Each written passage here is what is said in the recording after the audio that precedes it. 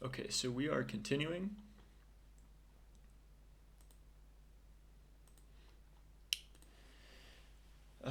So it's 47. David Ben-Gurion, the prime, well, who would become the prime minister at this point? He's, I don't know what his title would be prior to Israel's independence.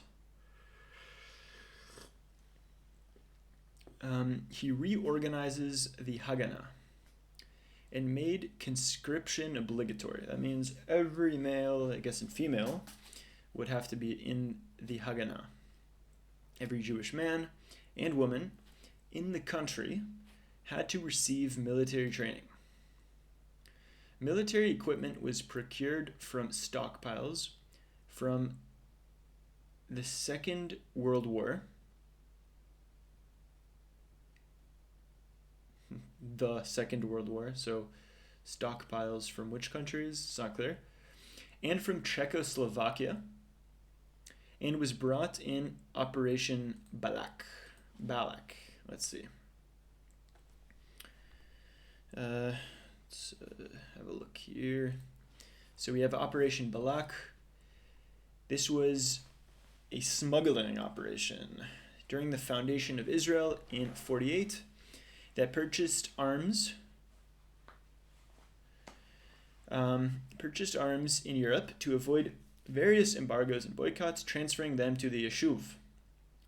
Of particular note was the delivery of 23 Czechoslovakia-made Avia S-199 fighters.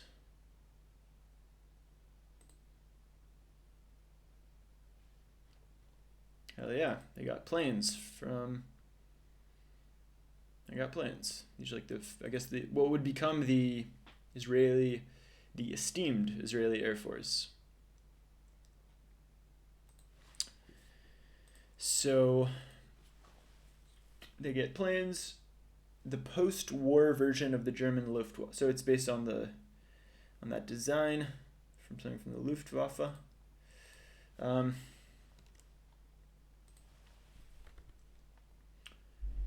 So there is some disagreement among historians about the precise authors of Plan Dalet, so we don't know who made it.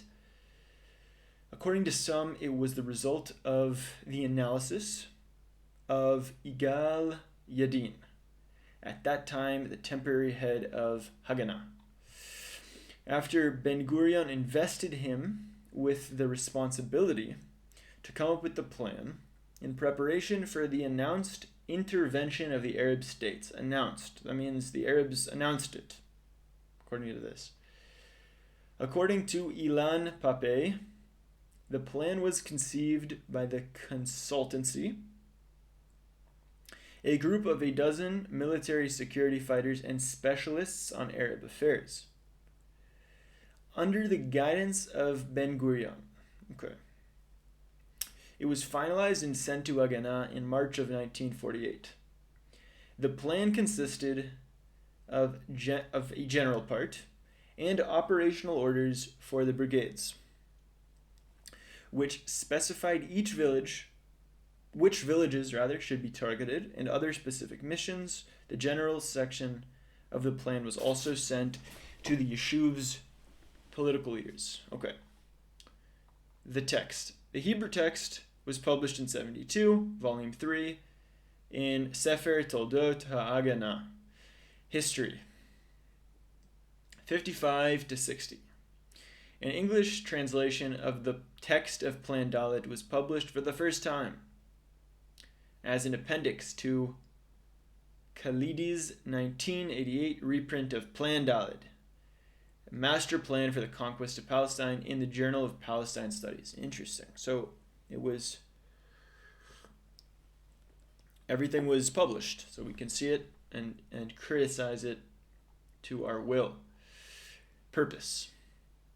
In this plan, the Haganah also started the transformation from an underground organization into a regular army. The reorganization included the formation of brigades and front commands. The stated goals, in addition to the reorganization, gained control of the areas of the planned Jewish state, as well as areas of Jewish settlements, outside of its borders, whatever that means.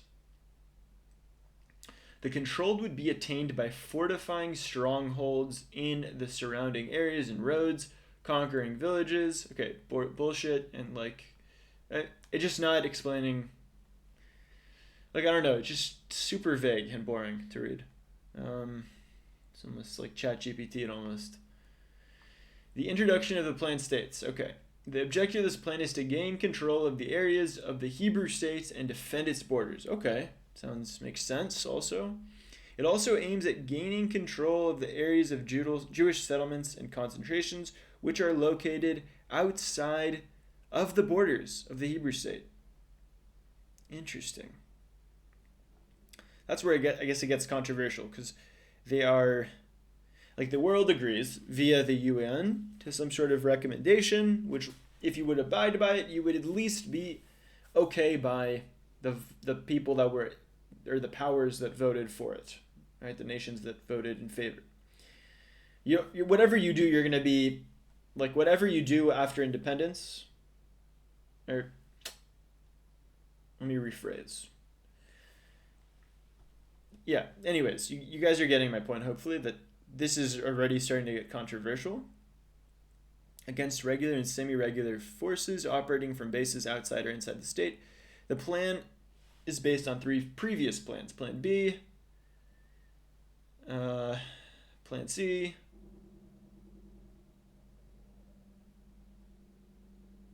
and the Yehoshua plan. Since the plans were designed to deal with situation inside the country, the first 2 plans deal with the first phase of incidents, while the third plan deals with possibility of invasion by regular armies from neighborhoods. The aim of Plan D is to fill the gaps in the previous 3 plans and to make them more suitable for the situation expected to obtain the end of expected to be obtain at the end of the British rule in the country. So I'm not surprised that the Zionists are planning contingencies. The contrary, I think it makes total sense. I'm not surprised by this at all. The question is if it was their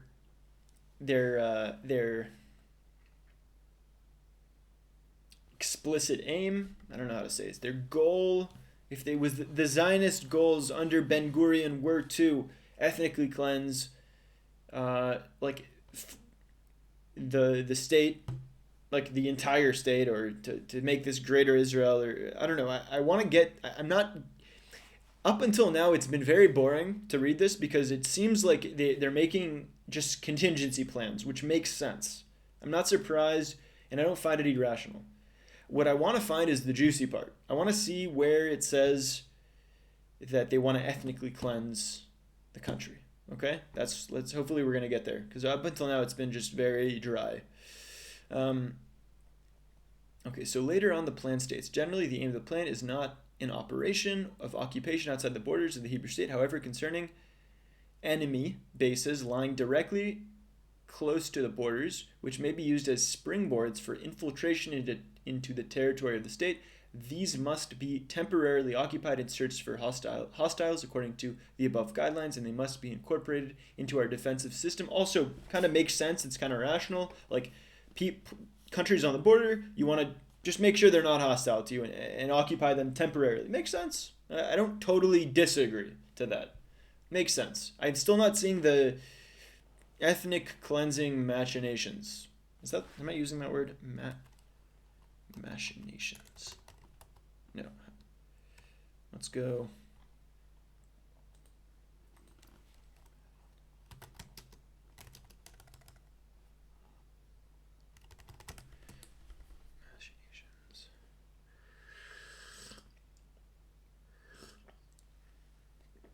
Okay. I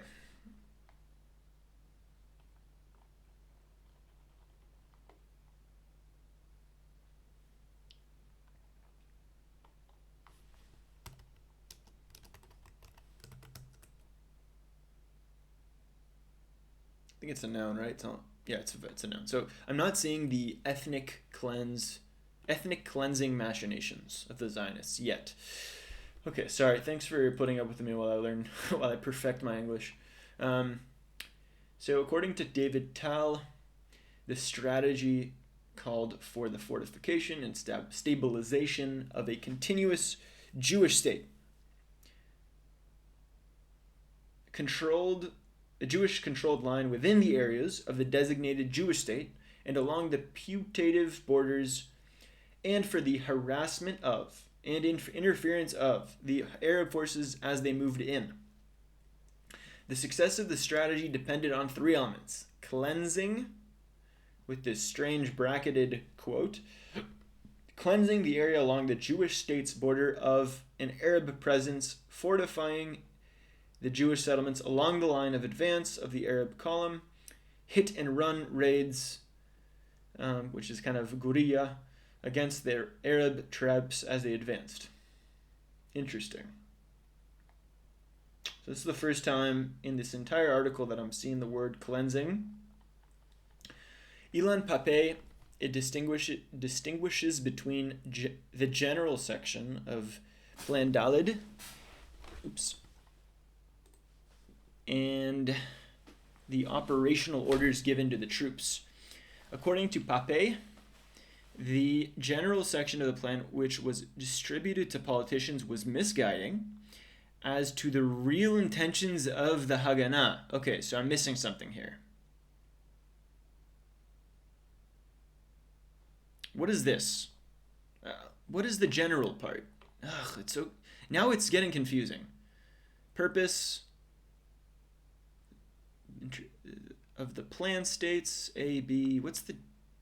I don't get it. I don't get this.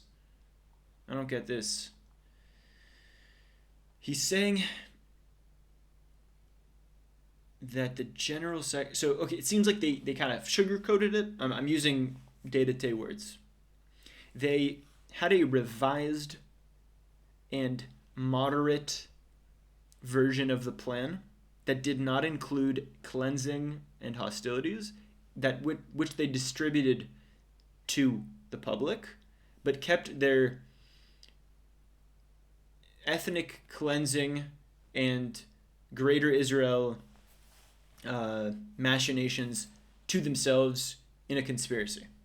Perhaps. This is what Pape is saying, and I'm sure he backs himself up either anecdotally or historically or something.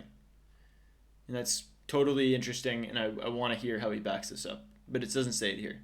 But, so, misguiding the real intentions of the Haganah, which, yeah, so the real intentions is probably what I just mentioned, the ethnic cleansing and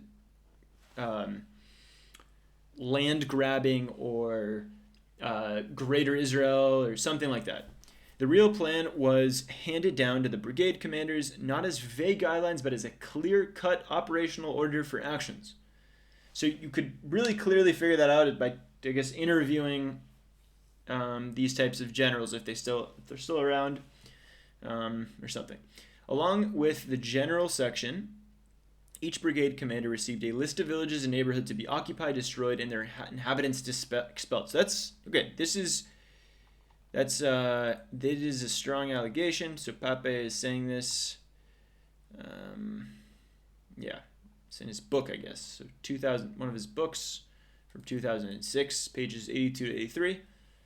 I'm not going to check it out right now, but it's cited. It is cited. Where were we? So now we are here in tactics. Plan 3, okay, under consolidation of defense systems and fortifications, calls for the occupation of police stations, the control of government installations, the protection of secondary transportation arteries, biology. I didn't think I was going to get to biology here. Part 4 under this heading included the following controversial paragraph. Okay, let's go. Controversy. Mounting operations against enemy population centers located inside or near defensive systems in order to prevent them from being used as bases by an active armed force. These operations can be divided into the following categories: destruction of villages, setting fire to, blowing up, and planting mines in the debris, especially those population centers which are difficult to control continuously. Okay, so this is like premeditated, planned, and also, I mean, on their part, they are waging sort of their war that's like, I think, so the context of this is the 5.5 months prior of civil war between the Palestinians. So they're seeing hostilities, and they are planning in light of the past 5.5 months of hostilities between Arabs and Jews, right? So, like, I'm not surprised that they are, like, engineering this plan to make sure that they win. Like, I would do the same. If I have my team and there's, like, we're in the middle of a civil war, I would make a plan such that I would win. And it would probably be something similar to this, as effed up as it sounds.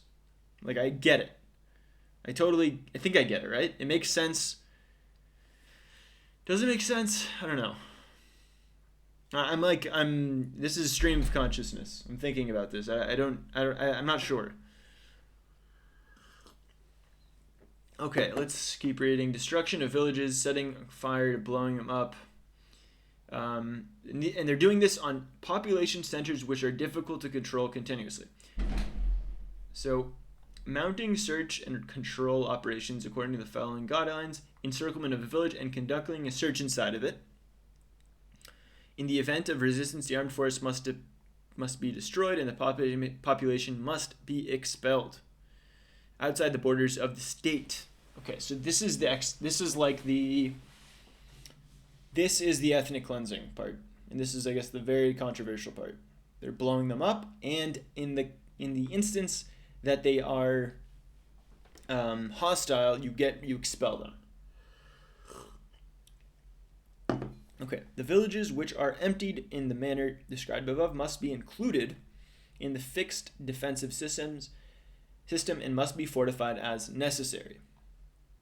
In the absence of resistance, garrison troops will enter the village and take up positions in it or in locations which enable complete tactical control. The officer in command of the unit will confiscate all weapons, wireless devices. Wireless? This was 1947. And motor vehicles, I guess radios, right?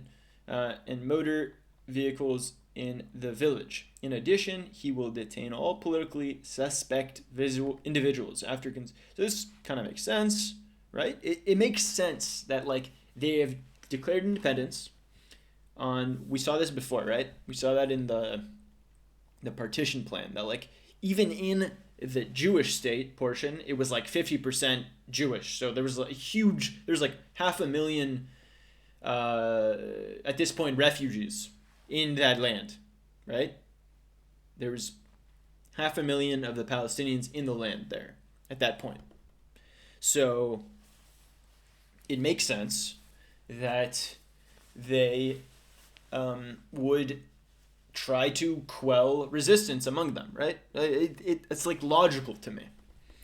Even the ethnic cleansing part, as fucked up as it is, right? As completely fucked up as it is, in the context of the war, it makes sense, right? I think. Am I not getting something right? I get it. It's terrible. It's absolutely terrible to be like, because of course in a place, in a city that gets like, let's just say you're living in you're a non-violent person, right? Who doesn't want these Zionists for them to control your land, and you're like non-violent, and you have to be expelled now. That's it's tragic, right? This is the Nakba. This is like the bread and butter part of the Nakba, and this is why that ethnic cleansing is libeled against the Zionists in these terms, because of, I guess, this policy that's outlined in section 3, part of this D plan, which seems to have been carried out. I don't know yet. We're still reading. The villages which are emptied in the manner described above must be included in the fixed... Yeah, did I just read this? Yeah. I think I just read this.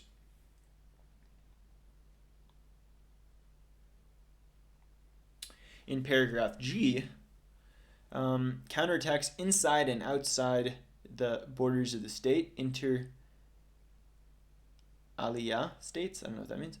Counterattacks will generally proceed as follows. A force the size of a battalion, on average will carry out a deep infiltration and will launch concentrated attacks against population centers and enemy bases with the aim of destroying them along with the enemy force positioned there.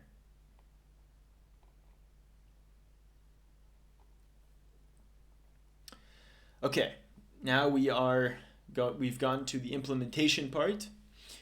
Plan Dalet was implemented in the first days of April, starting with Operation Nachshon. This marked the beginning of the second stage of the war. According to Benny Morris, the Haganah passed from defensive to offensive. Nachshon's objective was lifting the blockade on Jerusalem. Are we talking about, when is this? Let's see when this is. So this is,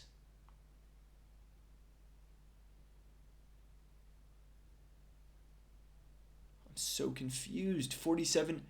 So it seems like they're implementing Dalet before Independence Day.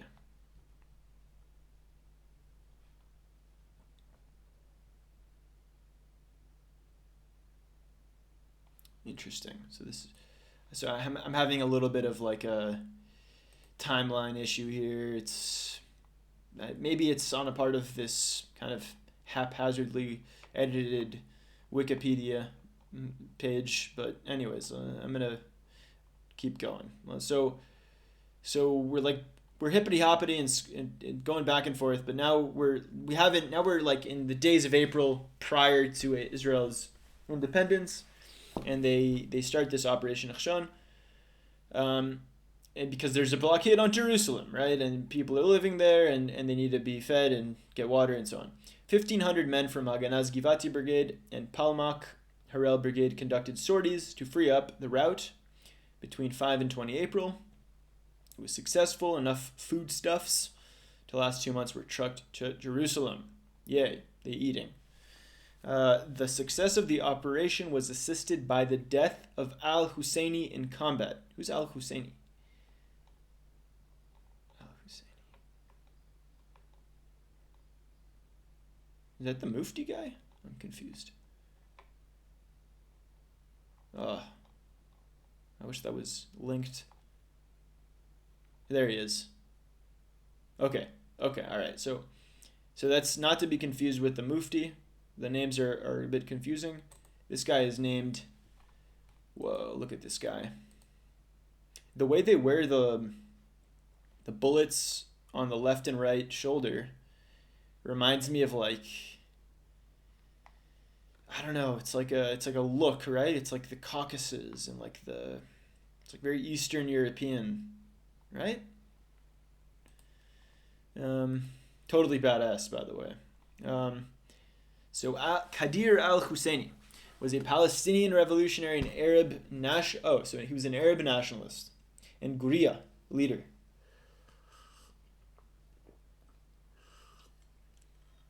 And he founds the Holy Struggle, which he and Hassan Salama commanded as the army of the Holy War. Jayesh al-Jihad al-Muqaddas, sorry. I think Muqaddas means holy.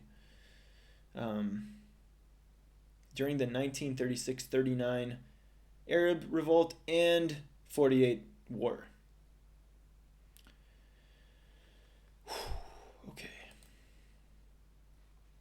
Okay. Sorry. So al-Husseini came from Egypt with several. Sorry, where was that? Why did I get here? Supposed to be here. So the success of the operation, and al-Husseini dies in combat. So then, from 4 to 14 April, the first large-scale operation of the Arab liberation ended in a debacle, having been roundly defeated at Mishmar HaEmek.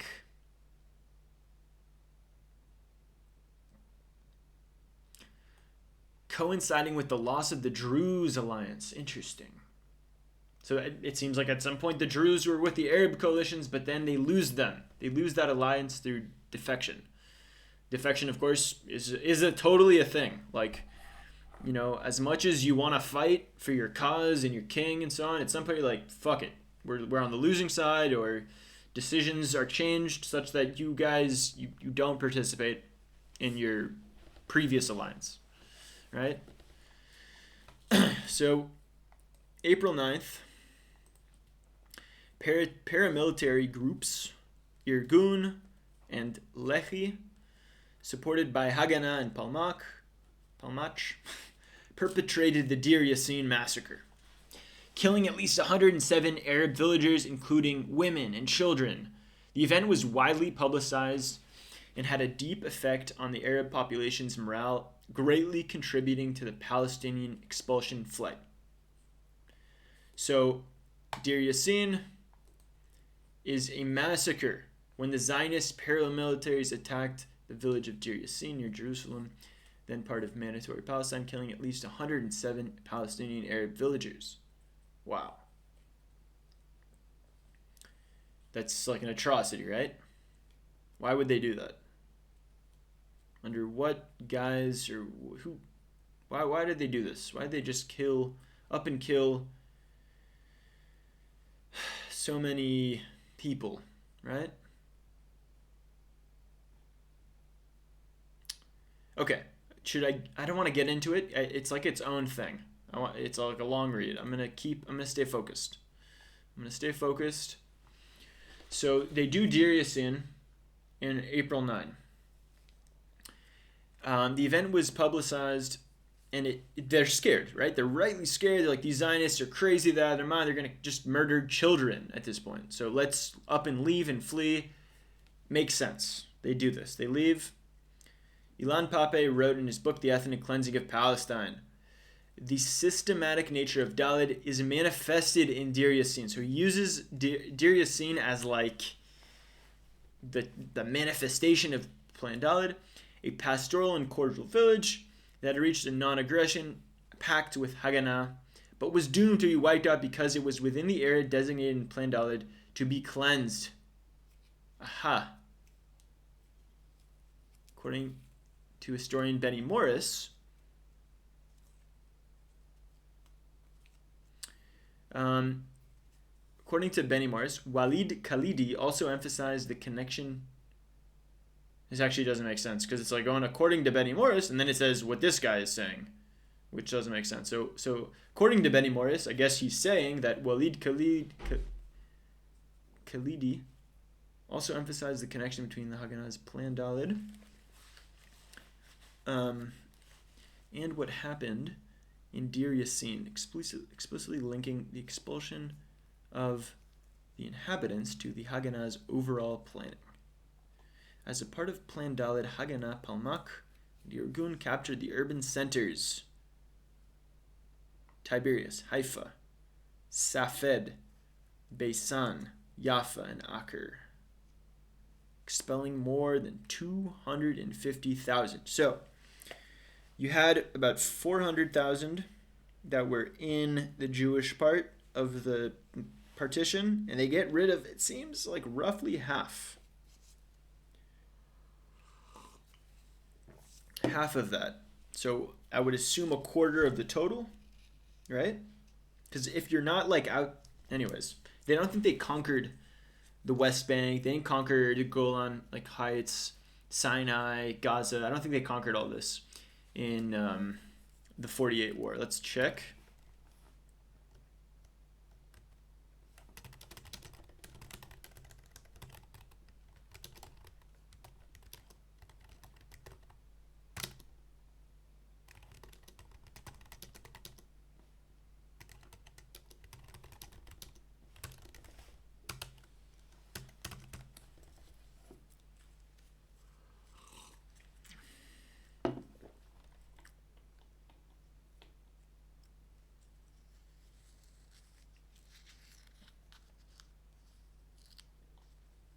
Okay, so there's something called the 1949 armistice line, and that would draw the border of what they conquered, but it doesn't include the entire West Bank or Golan Heights, Syria.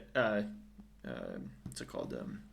Sinai. These are things that are conquered, I think, in '67 in the 6 Day War, which would be roughly 20 years after the state's founding. But all of these places are conquered, and there's a massive expulsion. So it's on the order of 250,000 Arabs. So there's a huge, it's a topic of division amongst Zionists to allow them back in, to not allow them back in. My position right now is they should let these people back in. It makes sense. Makes sense to me. At this point, like we're into the future. It's kind of water is past. Like as they say, water has it's water under the bridge. Sorry, it's water under the bridge, and I think we can let them back at this point. That's my position right now, as far as I know. Let's keep reading. The British had at that time essentially withdrawn their troops. The situation moved the leaders of the neighboring Arab states to intervene, but their preparations had not been finalized. Hold on, one more time. The British had at that time essentially withdrawn their troops, so to move the leaders of the neighboring Arab states to intervene. Okay, this has nothing to do with the British. So the situation moved the leaders of neighboring Arabs to intervene, but their preparations had not been finalized, and they could not assemble sufficient forces to turn the tide of the war. Many Palestinian hopes lay with the Arab Legion of Transjordan's monarch, King Abdullah I, but he had no intention of creating a Palestinian-run state. Interesting. Since he hoped to annex much of the territory of the British Mandate of Palestine as he could. Interesting. King Abdullah I. Let's check this out. Huge, important, giant figure. So Abdullah I Jordan, he was assassinated in 51. Holy shit. He was the ruler of Jordan from 21 until 51, so 30 years, as a member of the Hashemite royal family. So hold on, why was he assassinated? Let's see. I'm just going to chat GPT this for brevity, or to expedite the process. Why was Abdullah I of Jordan assassinated?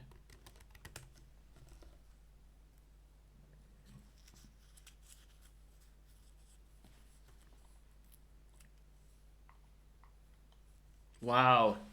So he was like too much of a traitor, I guess. Holy shit.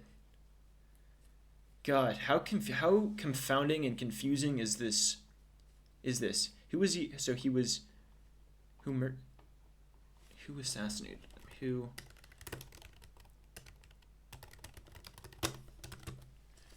Who assassinated him? A Palestinian assassinated him. How effed up is that? That is terror on an Arab, from an Arab. Of course, I'm simplifying, right? These aren't like Arabs technically. I know, I'm sure each one has, one's a Jordanian Hashemite Arab and the other is a Palestinian, which I don't know if they're considered Arabs or they are. I don't know how it works exactly in terms of the what they call themselves. I don't want to be racist or something like that. All right, so okay, sorry for that little detour.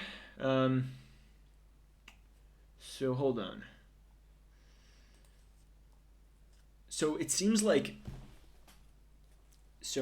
Jordan's I don't know, also why is it like Transjordan? Why not Jordan? What's the difference?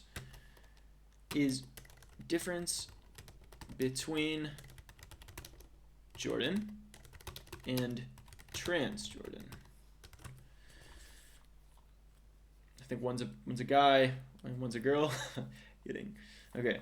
Transjordan and Jordan refer to the same general place, but at different times in political stages. Transjordan is pre-46. It's called the Emirate of Transjordan, the land across the Jordan River. Interesting.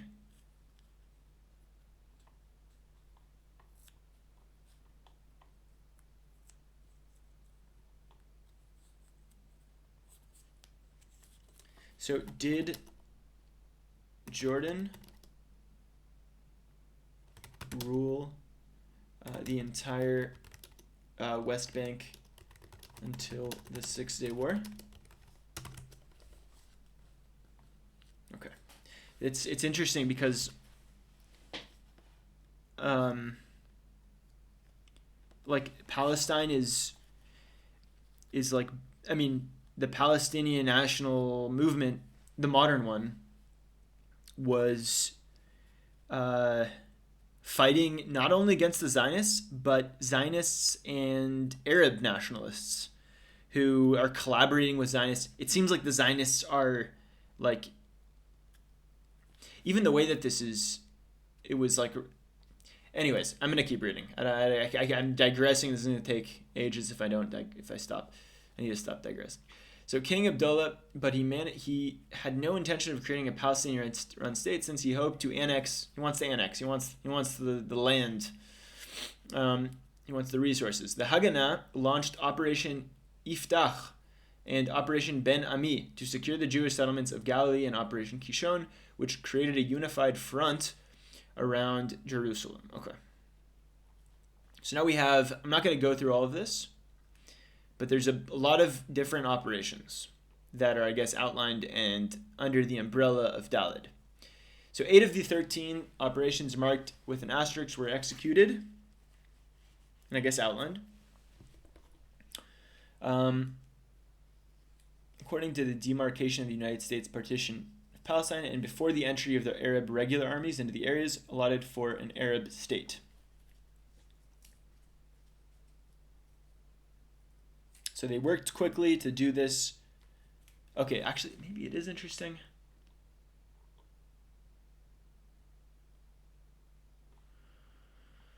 Okay, so we have Nachshon, carve out a corridor, territories allocated to future Arab state. Continuation of Nachshon, territories allocated. So this is for Jewish state. So, okay, without trying to make sense of all this, some are happening and some allocations are outside of the technical Jewish state, some are inside.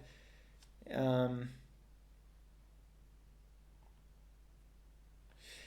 so 8 of the 13 operations were executed outside territories allocated for the Jewish state according to the demarcation. Interesting. So that's actually a lot. And it means these happened before the Arabs had time to seize their allotted place. It was preemptive.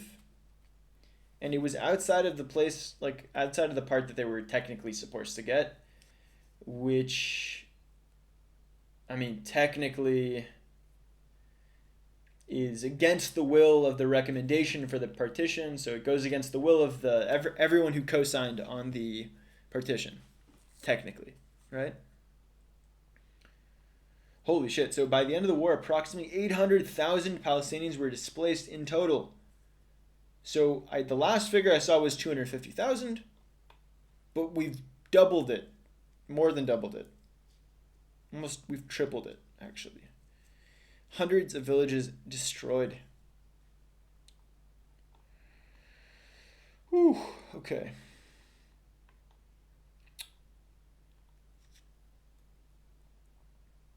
I'm going to pause here.